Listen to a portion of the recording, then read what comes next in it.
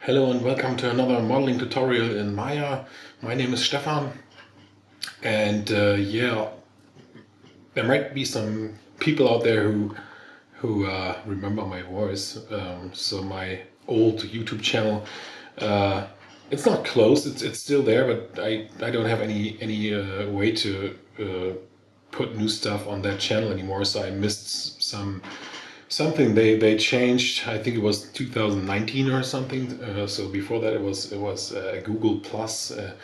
So yeah, so I opened this new YouTube channel. Started with a German modeling tutorial, but I think I stay in English because that somehow reaches way more people out there.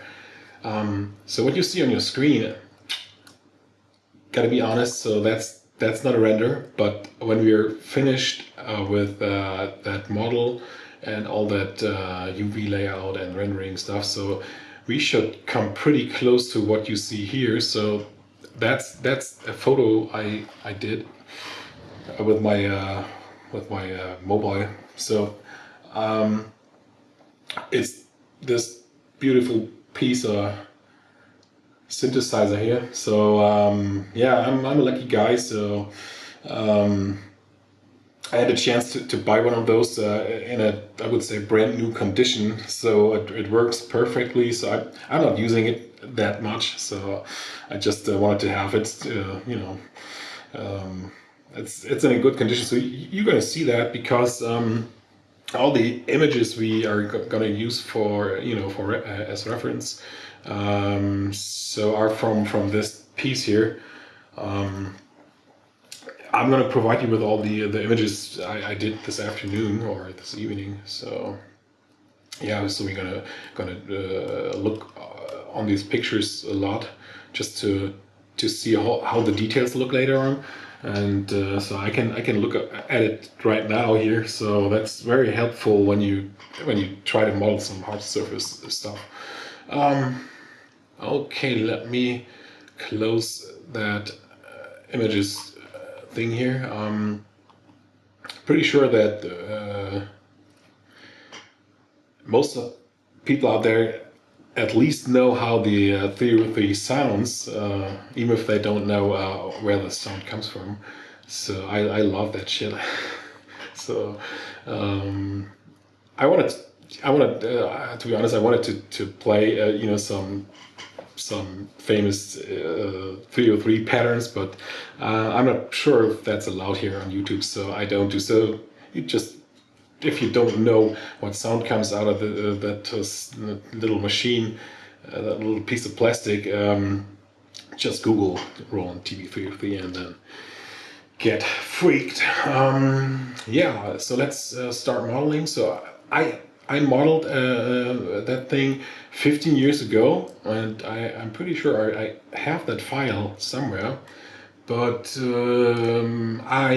I'm sure that I screwed lots of things up when I modeled the piece. So let's start with a brand new one here in Maya. So if you are not that familiar with the software here, you just I recommend you go to File and then go to the project window. And so I already made that project, so you should go to New and then give that project a name. Would be best if you call it something like 303 or something, so that you find it. So, and if you're done with the name, then just hit accept, and then Maya will build a folder structure for you, and that's very helpful. You don't have to do that, but I highly recommend to have a folder structure on your system. All right, so like I said, so I already have that project here in Maya created. So let's get to that point where we take care about our reference images. So that zip folder I'm going to provide you with under this video. So you will find a link where you can download a zip folder where all the images I'm going to use, and all the images I made from that piece of technique. you're gonna have the exact same images I'm gonna use now. So let's start with the perspective view. Sorry, with the top view. So we bring in the top image plane first. So go to the top view, and then go to View, Image Plane, and Import an image. So that should bring you automatically to that folder of your project. So TB-303, in my case, source images. And so I put that folder with my 303 images there. There's some of them I just cropped a little bit in Photoshop. So I didn't spend much time with that. I just cropped it quickly so that we can use it. So over here, so there are 3 different top views. So I think this one here, that's the best. So they are all a little skewed and not perfectly plain, but that's fine. All right, so I took that top 3 with the top 2. So as you can see here, so I didn't took out the background completely. So forgive me for that. Okay, so I don't want to spend that much time talking, but sometimes it's kind of necessary to explain some basic stuff. So if you look at this, so I measured that, so that's the width of that thing is exactly 30 centimeters. So that's the widest part, that's 30 centimeters, and the height, if I think it was 4.5 centimeters. So that's a good start where we can, so that we using the right dimensions. We don't have to. We could build it in meters or kilometers or whatever you use, foot or inches. But I'm picky, so if I model stuff in 3D, I almost always try to build them, close to reality sizes. Yes. So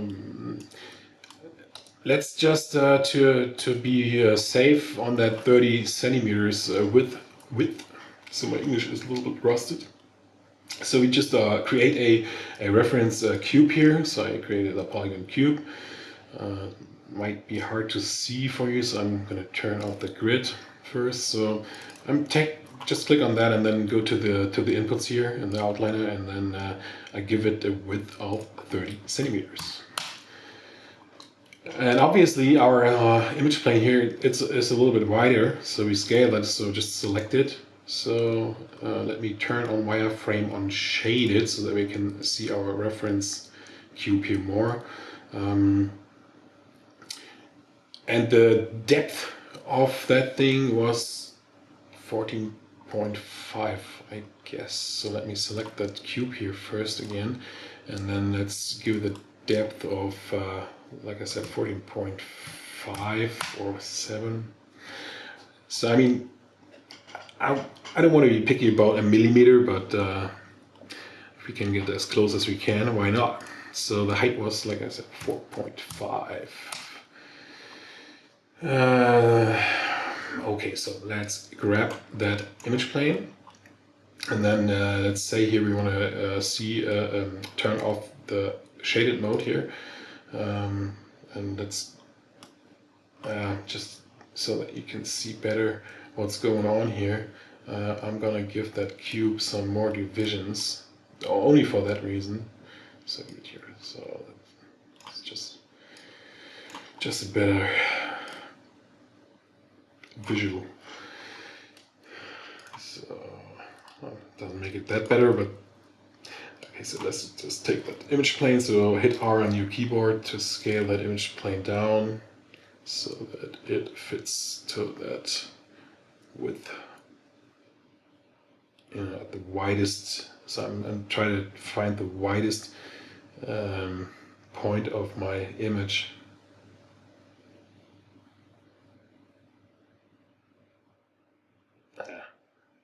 Should have deleted the background.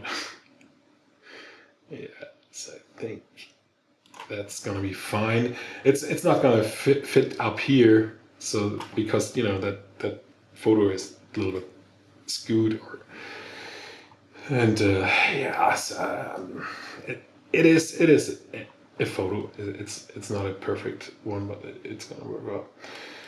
And once we have that width adjusted to about 30 centimeters of that 303, you will see that the 14.5 centimeters depth that worked. I mean, at the widest point here, so that's fine.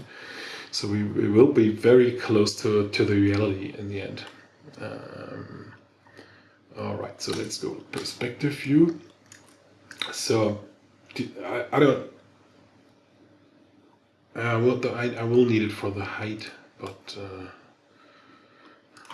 it's not that important. So let's grab that image plane and then hit W on your keyboard and move it down, so we don't need that above the grid. And then we go to the front view. Let me turn off shaded mode.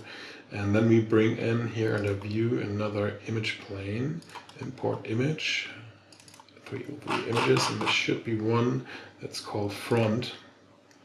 I mean, that's the doesn't happen much at the front of the 303, but if we have a reference, we will use it. And we do the same stuff here, so we have that image plane selected, so I hit R on the keyboard and then scale that image down so that it fits to the box, to the cube, as close as we can scale it. I wish I had cropped the images better. So, okay, that's a little off. So we can move it a tiny bit in X, like that. And then, so the height, it's almost perfect. So because, you know, those little, you don't see here, so those little things under that 303, so they perfectly fit to that reference cube. Okay, so let's get back to perspective, and then we move this guy way back, so we don't want to have it in the way. And then let's delete that ugly cube. And so that we don't accidentally move our reference images, so let's just select those, and then with the image plane selected, go here to the display layers, and then hit that right button here, add selected object, create a new layer and add select objects, and then just double click on that layer and just call it image planes. So save, and then you know, so we can say here as reference. So we are not able to select those anymore. So if you put that R, so click as 2 or 3 times to get that reference. And if we're annoyed and pissed off of those images for whatever reason, we can, you know, just click on that visible, invisible button. Great.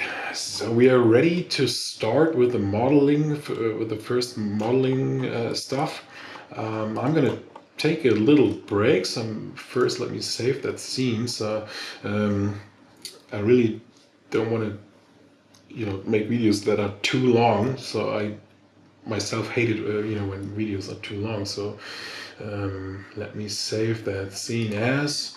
So I already tried one scene setup before I started the video, but I thought, so I'm doing it on the fly, so I'm gonna override it now. Okay, so see you in the next video.